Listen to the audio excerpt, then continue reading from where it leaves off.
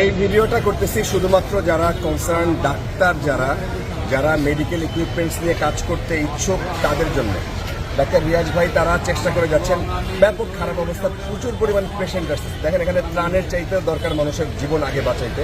আমরা বিভিন্ন জায়গা থেকে আমার নিজের চোখে আমি 3টা মরদেহ পাইছি। আমি নিজের চোখে আমার 2টা মরদেহ আমি ধরার সাহস পাইনি, আমি পানিতে ভাসতে দেখছি। আমি কালকে একটা ভিডিও দিয়েছিলাম যেখানে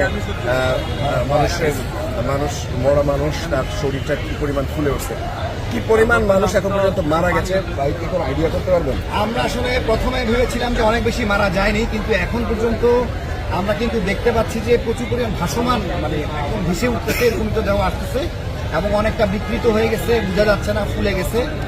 তো আমরা আরো কালকে নাগাদ আমরা বুঝতে পারবো, কারণ এখনো নিচু এলাকাতে বা প্রত্যন্ত এলাকাতে পানি এখনো প্রায় 4-5 ফুট পানি, এখনো বাড়িঘরগুলো ডুবে আছে। তো